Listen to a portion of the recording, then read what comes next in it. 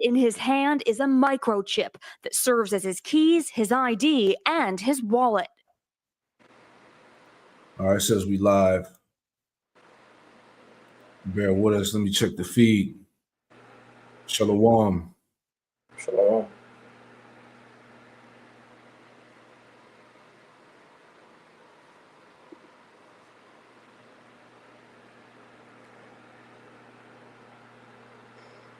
All right, we live. Hey, shalom out there.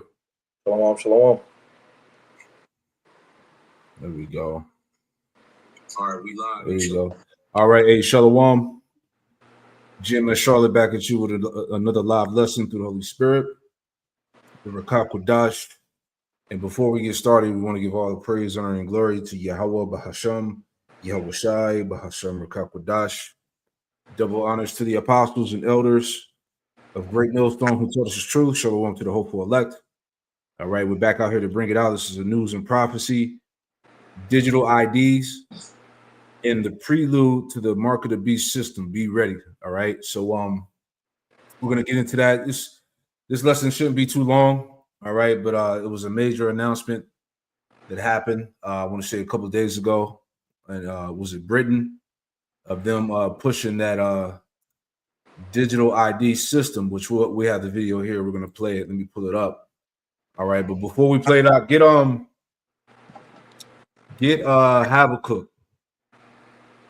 Habakkuk 2 and 1 through 3 real quick, and then we'll jump to that Sirach 39 and 1, and we'll get into the video. This is Habakkuk chapter 2 and verse 1, and it says, "I will stand upon my watch and set me upon the tower, and will watch to see what he will say unto me, and what I shall answer when I am reproved. And the Lord answered me and said, Write the vision and make it plain upon tables, that he may run that readeth it. For the vision is yet for an appointed time, but at the end it shall speak and not lie. Though it tarry, wait for it, because it will surely come, it will not tarry." Yeah, you can speak on it, bro. We'll break it down. We're reading back from the top. Habakkuk 2:1, it says, "I will stand upon my watch."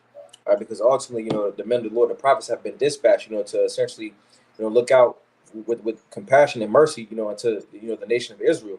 With 2/3, they're not going to take heed to the compassion and mercy. The 1/3 is essentially going to take heed of the mercy and compassion, and use the grace period, to their benefit.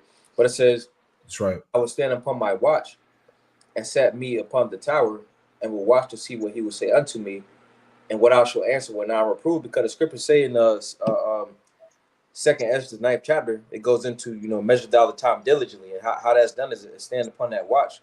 And a part of that is lining up biblical prophecy with current events. All right. That's right. It says verse 2, "And the Lord answered me and said, Write the vision," which the vision is talking about the prophecies. It says, "Make it plain upon tables." That word for plain goes into the Hebrew word ba'ar, which it shares the same word as a well. And the thing about a well is, you essentially dig up everything, before you made that well, and pretty much present it forth. So to say the same thing with prophecy, essentially dig up everything about a matter and push forth, what ultimately is the truth of the matter. Yeah, beautiful. That's why it says that he may run if there readeth, right? Mm-hmm. That you may get the understanding and tell someone else, Yep. So it says, "For the vision is yet for an appointed time, but at the end it shall speak." We've done videos going into how prophecy won't disappoint, because prophecy has an appointed time. It has a specific time that's going to happen. It says, "But at the end it shall speak." And ultimately, the vision is speaking. These prophecies are speaking, because when someone speaks, you feel the vibration of their words. The whole world is feeling the vibration of these words going out. For example, we're going into the M0TB. Essentially, with that, with this system, just different videos are surfacing, on social media and stuff like that, going into the digital ID. How example of how it's speaking is because everybody's is feeling the squeeze. This is how if people don't have that digital ID, they're going to make it to where people can't shop. People can't have jobs. People are not going to be able to essentially participate in society. Yeah, that's it. Like I talked about. Oh, so like I was just adding a point of me talking about the overwhelmingness of prophecy. All right, because the spirit of prophecy is what's flooding the earth right now in the end. All right. So as I talked about in the lesson, there's a heightened awareness of the end times, the destruction of Babylon, the pressing forward of the mark of the beast, this chip. All right, because you got people, like you said, all over social media and TikTok or whatever, Instagram, whatever.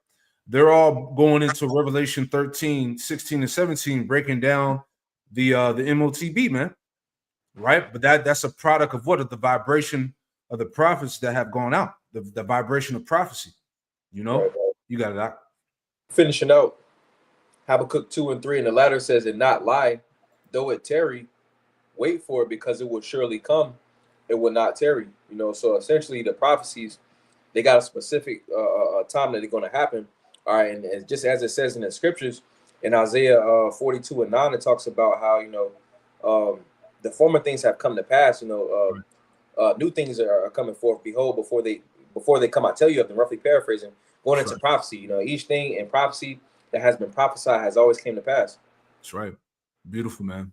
Beautiful. All right. One more before we get started. Isaiah 34. Sirach 39 and 1, and then we'll get into the video here. This is Bon Sirach. So Bon Sirach chapter 32, or excuse me, 39. And we'll get verse 1, and it says, but he that giveth his mind to the law of the Most High, and is occupied in the meditation thereof, will seek out the wisdom of all the ancient, and be occupied in prophecies. Yeah, and be occupied in prophecies. That's what it's about. It's all about the spirit of prophecy, man, which is speaking, which is flooding the earth. All right, which can't be overlooked. All right, that's why this is a big deal. Going into this digital ID here, let's pull it up, right? Because all this is just a prelude to the M0TB system, all right? And brothers have been going in on it, all right? Latest news.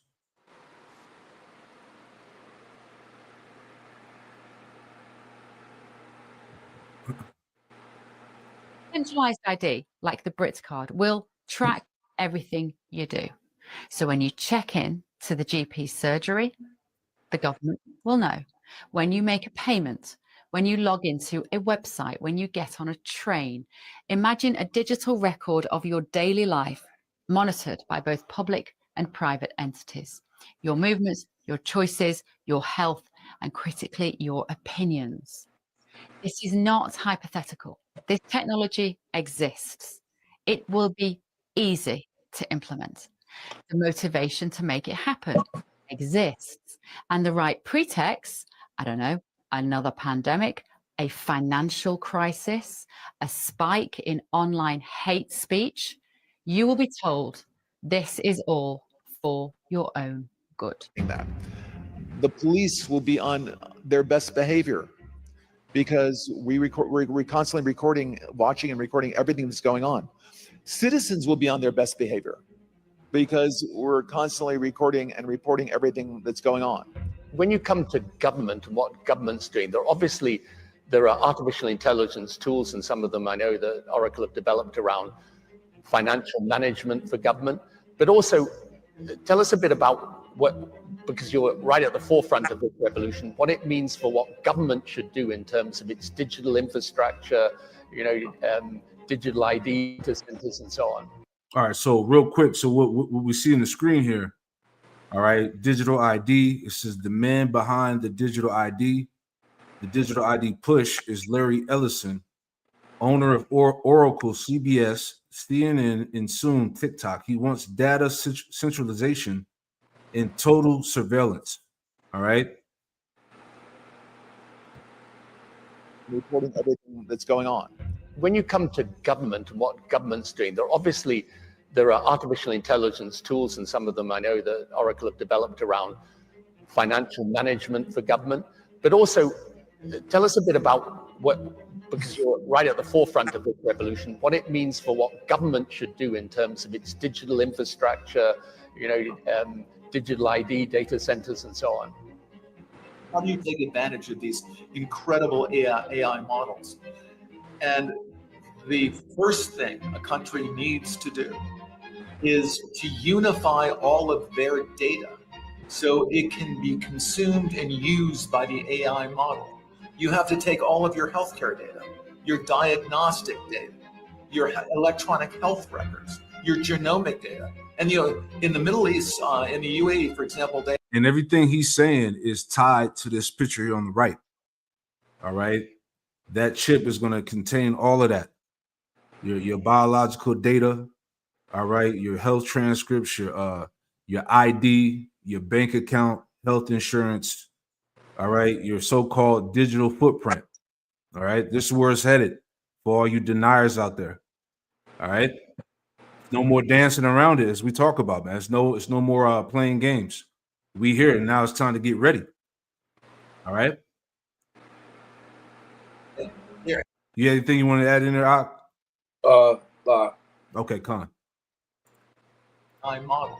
You have to take all of your healthcare data, your diagnostic data, your electronic health records, your genomic data. And in the Middle East, in the UAE, for example, they're incredibly rich in data. They have a lot of population data. The NHS in the UK has an incredible amount of population data, but it's fragmented. It's not easily accessible by these AI models. We have to take all this data we have in our country and move it into a single, if you will, unified data platform. So we provide context. When we want to ask a question, we've provided that AI model with all the data they need to understand our country. So that's the big step. That's kind of the missing link. We need to unify all of the national data, put it into a database where it's easily consumable by the AI model, and then ask whatever question you like. So you're really, through the use of this, you're revolutionizing the way government works, right? The services it provides, the way that it operates. What about things like financial management, procurement? How can AI help a government operate more efficiently, more effectively, give a more direct and better service to the citizen? Well, we have these modern financial systems. So, countries can, and all, for example, the AI system will help you do that. But again, the secret is to get all of that data in one place. Without having the basic data, it cannot answer the question about your country. I think countries are very uncomfortable with keeping their data in other countries' data centers. So I think part of our essential infrastructure, just like airports obviously need to be in our country, or they're not terribly useful. Ports need to be in our country, they're not terribly useful. Data centers, because of the privacy requirements around the data, need to be in our countries, or they're not terribly useful. They need to be in our countries, but they also need to be secure. And there are new technologies right now. This is the last year you will ever log on to an Oracle system with a password. Next, by the middle of this year, I'm quite certain you are Tony Blair. And so how do I know? Well, I look at you, I hear your voice, I listen to the kind of questions you ask. I'm pretty sure you're not synthetically created in having this conversation. The security system, we have biometric login. The computer recognizes you. It recognizes your voice. It might ask you to put your index finger on the return key. And we're absolutely certain it's you. There's no reason to enter a password. In fact, passwords are too easily stolen. The data centers and data is being taken hostage all over the world. The ransomware business is a very, very good business. It's getting bigger and better every year. We tend not to talk about it because the American FBI has a simple advice to someone whose data has been ransomed. Just pay them, because there's nothing we can do about it. But there is something we can do about it, not after the data is stolen, but before the data is stolen. We can make sure that we're using the latest security technology, and it is going to be biometrics assisted by AI to make sure that you are in fact Tony Blair, and I'm sure you are. Now, man, see, so no more physical IDs, no more passwords, and no more physical cash, right? And that is why today I am announcing this government will make a new free of charge digital ID mandatory for the right to work by the end of this parliament. To spell that out, you will not be able to work in the United Kingdom if you do not have digital ID. It's as simple as that. Because these pragmatic, fair-minded people, they want us to tackle the issues that they see around them.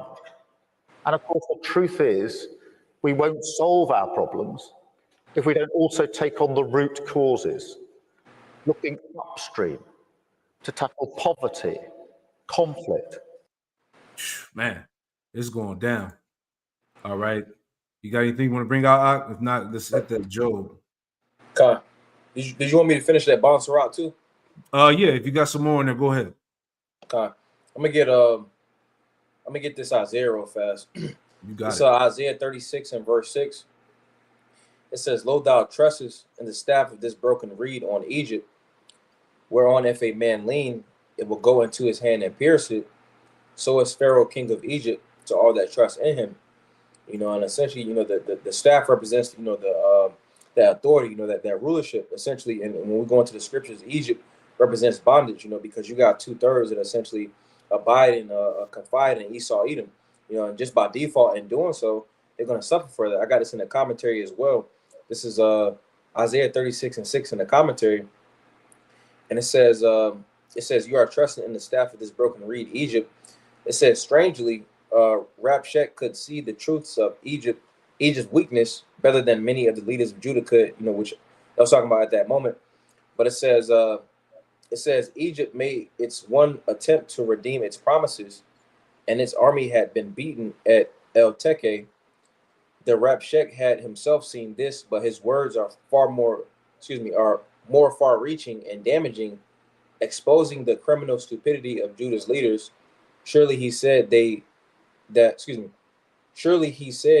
knew that anyone who ever trusted Egypt suffered for it. And that's essentially, you know, what's going to be the demise of Jake, you know, trusting on the shadow of Egypt. They're going to trust in a place that's not really going to help, you know, because again, by default, that's going to lead to, you know, 2/3 taking that charagma, and by that, they're going to be destroyed. That's right, man. Matter of fact, we can get into that real fast too, because that's kind of the point on this lesson that I wanted to bring out here about those bowing to the beast system. Let's pull that up. Go to Revelation 13, and let's read verse 8. It's Revelation chapter 13 and verse 8, and it says, all that dwell upon the earth shall worship him, whose names are not written in the book of the life of the Lamb, slain from the foundation of the world." Right. So it says that all that dwell upon the earth shall worship him. All right. Meaning these people that are not part of the elect, if you will, are going to bow to the beast. Right. It says whose names are not written in the book of life of the Lamb slain from the foundation of the world. So I have pulled this up in the chat GPT here. Right. Just to see some to get some jewels out of that, some gems. Right. So let me make it a little bigger. Hold on.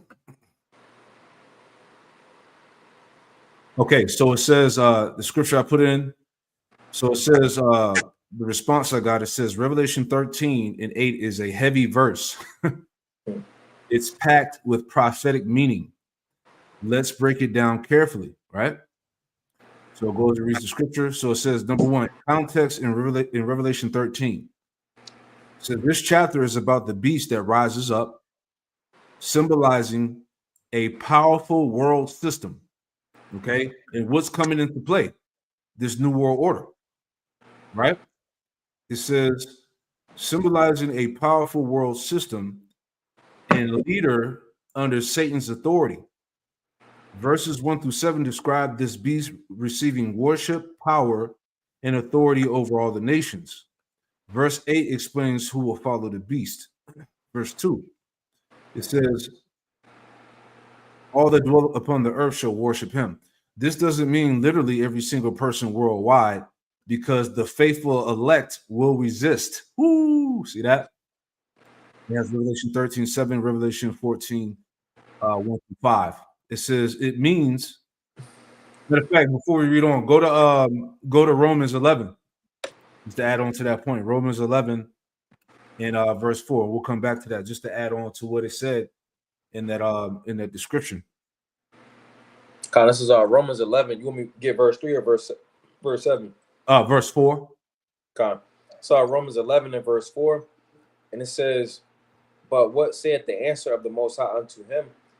I have reserved to myself 7,000 men who have not bowed the knee to the image of Baal." All right. So the Lord has reserved 7,000 men. The number 7 just means completion. So the Lord has a complete number of men, all right, which ultimately represent the elect, that it says who have not bowed the knee to the image of Baal. And the modern image of Baal is going to be that chip, man.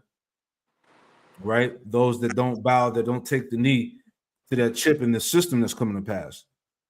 Right? So let's go back. You had anything you want to add up? Nah. Okay, so let's go back to the point. Again, it says number 2, all that dwell upon the earth shall worship him. It says this doesn't mean literally every single person worldwide, because the faithful elect will resist. It means that the majority of the world's population will give their loyalty, obedience, and worship to the beast system. See that? Because people are going to submit. All right, when there's no more use of cash. All right, like we talked about at Kent. Hey, I got to eat. I got to feed my family. I had to do what I had to do. All right, so there's going to be a lot of those excuses and justification on why they submitted to the beast. This is why I said again, you got to be ready. This is the battle that's coming, man. You're going to have to make a choice, right? It says worship here equal not just bowing physically, but giving allegiance, conformity, and trust. See, and these are the ones that are going to be sanctioned for destruction. Okay. Number 3, it says, whose names are not written in the book of life. There are 2 groups. Number 1, those written in the book of life, God's elect, the chosen, the faithful, right? That's going to be that 1/3. Number 2, those not written, the unbelieving, deceived, and rebellious. The book of life represents God's eternal record of those who belong to him and will inherit salvation. Hey, yeah, go ahead. You got it. Okay. Because what's synonymous with that said, the 2 groups right here. I got it says the 2 foundations, and this is Matthew the 7th chapter and the 24th verse. So it says, "Therefore, whosoever heareth these sayings of mine and doeth them, I will liken him unto a wise man." That's going into the elect. It says, "which built his house upon a rock." All right, and that house being an actual man, you see, and that rock is Yahweh Shai, which that rock represents a true foundation, stability. It says, "And the rain descended, and the floods came, and the winds blew, and beat upon that house, and it fell not, for it was founded upon a rock." It had true stability, true foundations, because ultimately that goes into the different adversities that's coming upon the planet Earth. The elect is going to be covered. The elect's going to have stability. That's right. Verse 26, "And everyone that heareth these sayings of mine and doeth them not shall be likened unto a foolish man, which built his house upon the sand." And the thing about building a house on the sand, we always got the example when we was younger. You build the little sand castle, and then the rain, or not the rain, the wave will come in and sweep it right away. So same example as here. It says, "And the rain descended, and the floods came, and the winds blew and beat upon that house, and it fell, and great was the fall of it."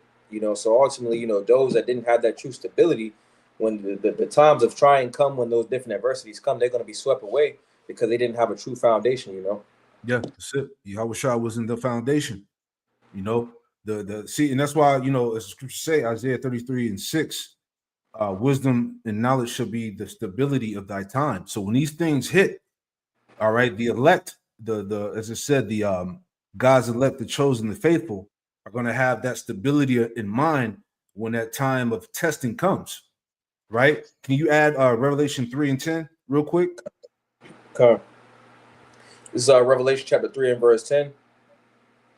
And it says, because thou hast kept the word of my patience, I will also keep thee from the hour of temptation. Yeah, the Lord said, I will also keep thee from the hour of temptation. All right, so he's going to preserve his faithful elect. Okay, keep going. What shall come upon all the world to try them that dwell upon the earth. Yeah, so this is part of that hour of temptation that's going to come upon all the world. So right now, what are we seeing? We're seeing London, right, being introduced to a digital ID system, okay, which is all the prelude to the mark of the beast. Because as he was saying, he was going into no more passwords and all of that. Matter of fact, let me see if I can find that image by itself. Because pretty much bringing in, Esau's a cunning hunter, so he's very crafty, so just going into that, like they're using the means of, the banks and stuff, they got hacked, a year ago, people losing their passwords, people lose their wallets. So they pretty much trying to lure the people in with the means of conveniency. That's it. Like you said, no more pass. He said this will be the last year that you'll use a password. All right. Over there in Britain right now, because of the digital ID that's being implemented, you're not going to be able to use a physical ID card. You see what I'm saying? Then it's going to move to what? No more use of cash, because the gradualism, they gave you they basically took cash away and gave you the credit and debit card. Then you had like the Apple Pay, scan your phone and all of that. Read your barcode, and eventually it's going to be tied in that chip. What all you going to do is scan your forehead and your right hand. Okay, so it's a gradual effect of how they're pushing the masses to pretty much accept this chip. You see, so going back to my point I was making here, bear with me. All right. Oh, let's go back to the Chat GPT. All right. So last part. So let's read it again. It says, number one, those are written in the book of life, God's elect, the chosen, the faithful. Number two, those not written, the unbelieving, deceived, and rebellious. The book of life represents God's eternal record of those who belong to him and will inherit salvation. And can you hold 2 Thessalonians 2? And where it talks about how they would believe a lie. The Lord will send that delusion, right? Finishing it out here. Number 4 says, of the Lamb slain from the foundation of the world. The Lamb is Yahushai, called the Lamb of the Most High, John 1:29. Slain from the foundation of the world means in God's plan, Yahushai's sacrifice was determined before creation. 1 Peter 1:19 and 20. His death wasn't an afterthought, but the centerpiece of salvation history. It shows God's foreknowledge and purpose that redemption through the Lamb was always the plan. And last part, it says, meaning in plain terms, this verse says, when the beast rises in power, the whole world will follow and worship it, except those whose names are secured in the Lamb's book of life. Heavy, right?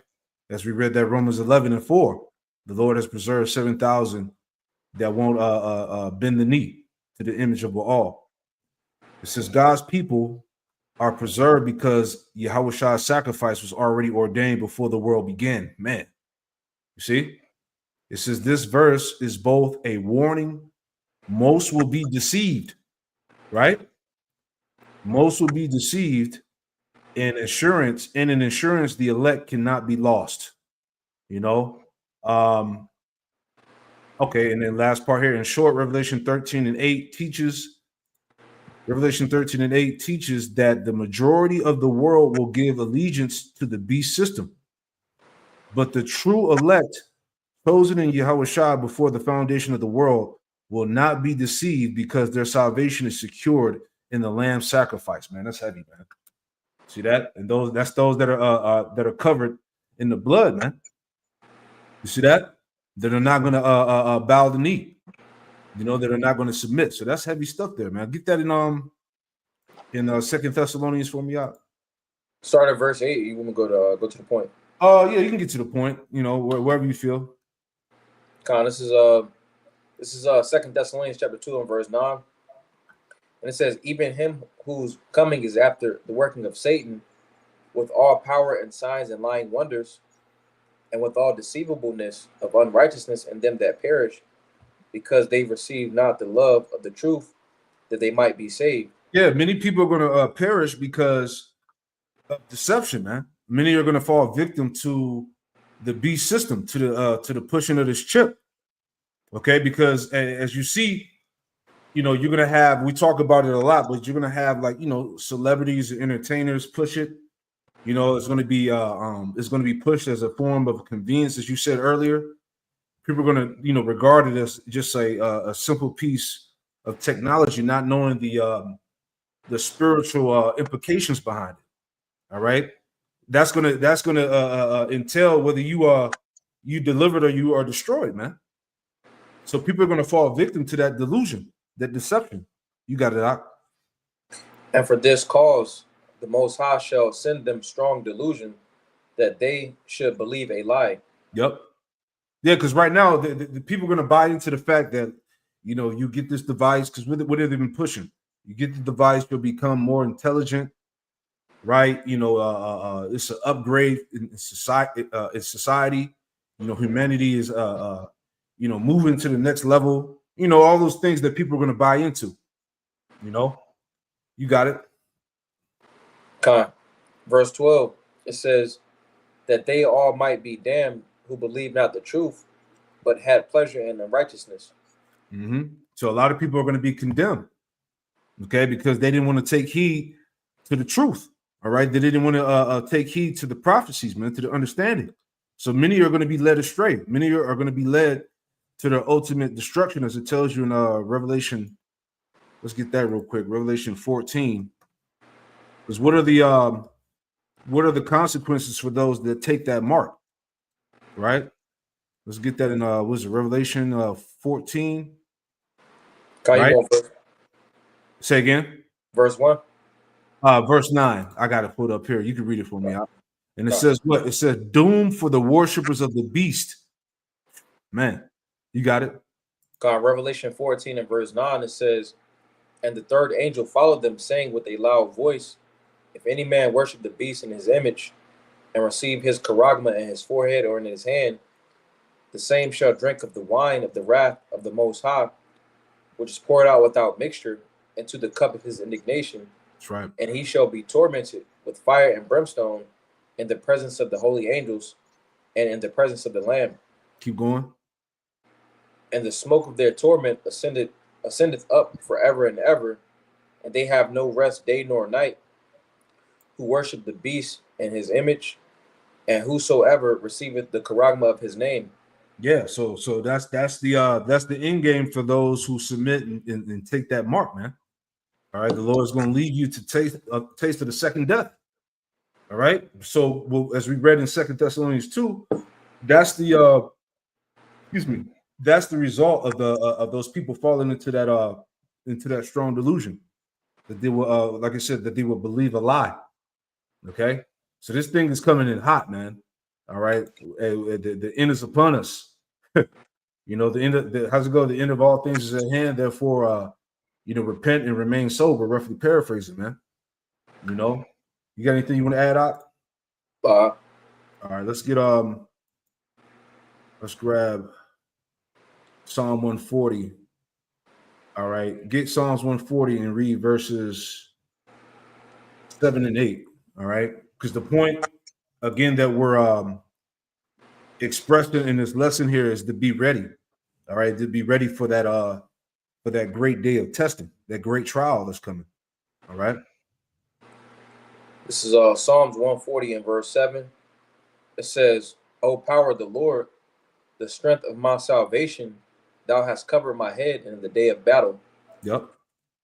Grant not, O Lord, the desires of the wicked, further not his wicked device, lest they exalt themselves. Salah.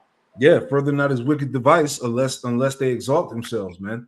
And this wicked device is going into this man's new world order, man, and ultimately, you know, chipping the world so that he can exalt himself as the Most High over the planet Earth, over the people.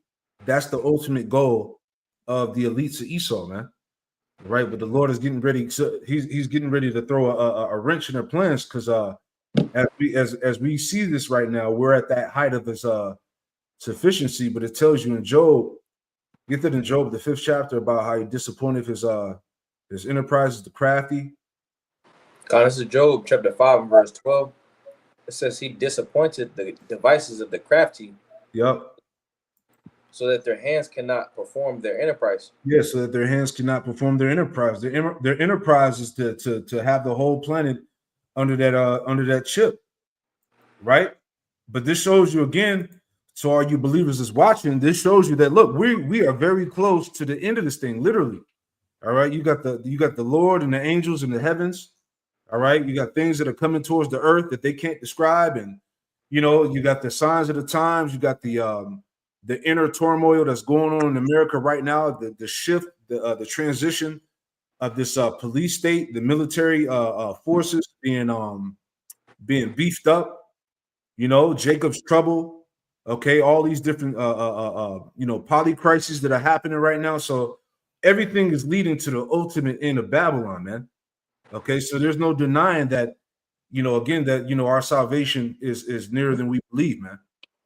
Okay, we're right there. We're literally at the doorstep, as I always talk about, man. Right? Let's get this too. I got one more I want to add in there, and then I want to just play this last video and we'll wrap it up. But real quick, I'm adding the scripture. Oh, Revelation. Let's get Revelation 13, and let's just read 15 through to the end of the chapter. This is Revelation 13 and 15. And he had power to give life unto the image of the beast, that the image of the beast should both speak and cause that as many as would not worship the image of the beast should be killed. Yeah, so this is all part of the of that beast system. All right, this is that new revived, Roman Empire system that's being implemented. This technocracy here, man, and it's speaking. All right, the digital ID, the chip, the social credit scores, which we'll play that in the end here. All right, all these things that have just been announced in Britain are getting ready to come here. Right? Read on. And if you don't submit, what does it say? That the cause that many that would not worship the image of the beast should be killed. So as he was talking about, you're not going to be able to participate in the in society if you don't have that digital ID, if you don't have that chip, if you don't become part of the Internet of Things, if you will. Go ahead. Verse 16, and he causeth all, both small and great, rich and poor, free and bond, to receive a charagma in their right hand or in their foreheads. Yep. And that no man might buy or sell, save he that had the charagma, or the name of or the name of the beast, or the number of his name. There you go. So you're not going to be able to buy and sell, and you're not going to be able to have participate in society without that that charagma. All right, and this is where the world is headed. Okay, so again, the spirit of prophecy is overwhelming, man. We are so close, man. You got it, bro. Revelation 13 and 18. Here is wisdom. Let him that hath understanding count the number of the beast, for it is the number of a man, and his number is 666. Yeah, it's the number of the beast, for it's the number of men, the men that sin, the Edomites. It says in his number is 666. All right, Chi Psi Stigma. All right, which is pretty much the overall, tracking system, surveillance system, this beast system that's coming to pass. All right, and all the mechanisms tied to it. Now, again, before we wrap up the show, okay, because the point is to be ready for this. All right, we're here. I want to play this again because this is what's getting ready to be pushed now. All right, let me pull this up. And if you want to add anything, God, go ahead. This is Psalms 21 and verse 11. It says, "For they intended evil against thee," going into the NWO. It says they imagine a mischievous device which they are not able to perform. So they're not ultimately going to be able to fully get their NWO, off and running. They're going to chip a decent portion of the world, but they're not going to touch the elect. Yeah, shit. Shit, bro. Everywhere she goes, Ouyang Haoyu is followed. What she buys, how she behaves, is tracked and scored to show how responsible and trustworthy she is. It's called the social credit system, and in one version now being tested, a person's reputation is scored on a scale of 350 to 950. And Haoyu, with a good score of 752, is okay with it. In fact, most people are. It's a mechanism like pushes you to become a better citizen.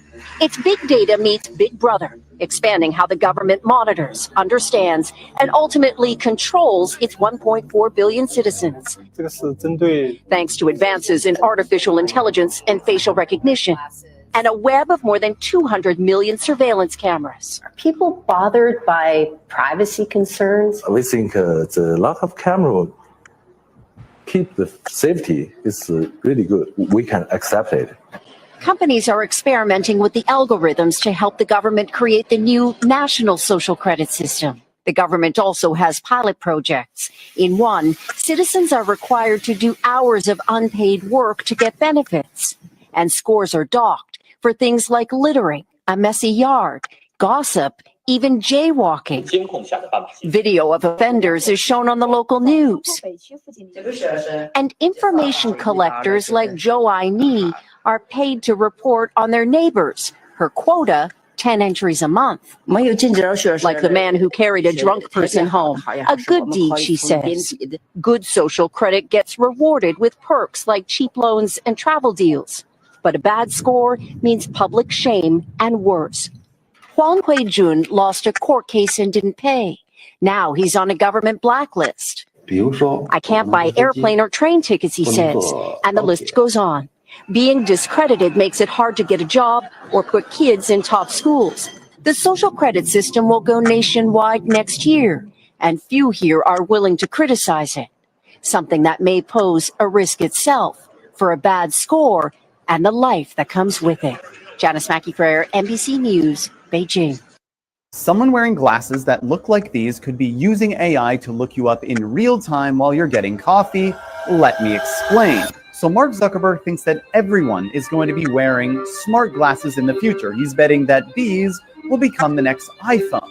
But what I'm about to show you is actually the biggest threat to his vision. So two developers, Anfu and Kane, created these glasses that can identify strangers on the street and pull up their personal info instantly. As you can see here, their prototypes use facial recognition and public databases to display someone's identity, address, and other details right there in the wearer's field of view, all without the person even knowing they've been scanned. This isn't just sci-fi anymore. It's possible right now. Imagine walking down a busy street and every pair of glasses you pass by could be silently looking you up, accessing your name, where you live, your phone number, and even your family members.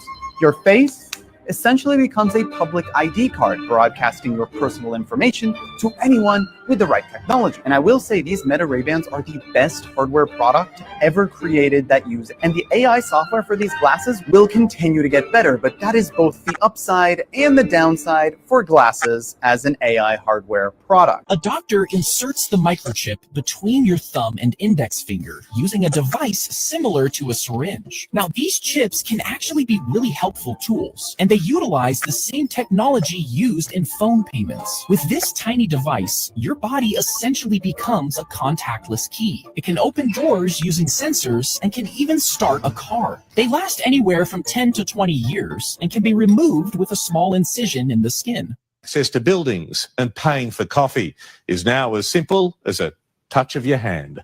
A microchip implanted beneath the skin gives people the same capabilities as dozens of cards and devices, and it's not as painful as you might think. What was once confined to science fiction movies It's maybe a little uncomfortable. Just implanted a radium diode. They're the access codes to your drop spot. is now reality for a bunch of Sydney tech heads. Pay open doors, and had my business card in there as well. Remy Baker and Mitch Hunter from PhD Media are being microchipped to simplify their lives. My work pass and potentially my Opal, which will allow me access to my office, to use the printer, to use the scanner. We won't need any ID cards, we won't need any PIN codes, we won't need any...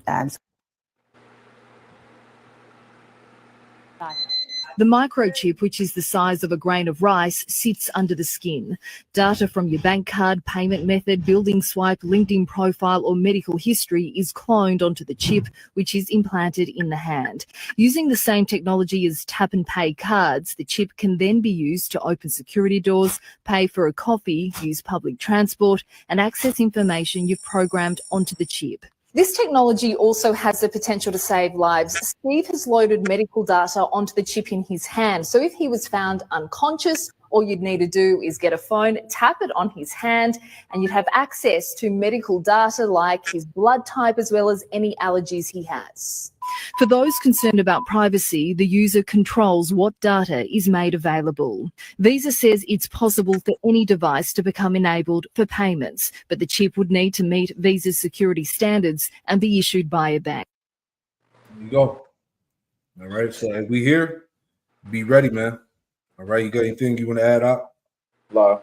That's it, man. So, hey, pray this quick lesson was edifying. We're going to close it out by giving all praise and glory to Yahweh, Bahasham Yahushai, Bahasham Rakakwadash. Double honors to the apostles and elders of Great Millstone who taught us the truth, and shalom to the hopeful elect. Hey, shalom. Shalom.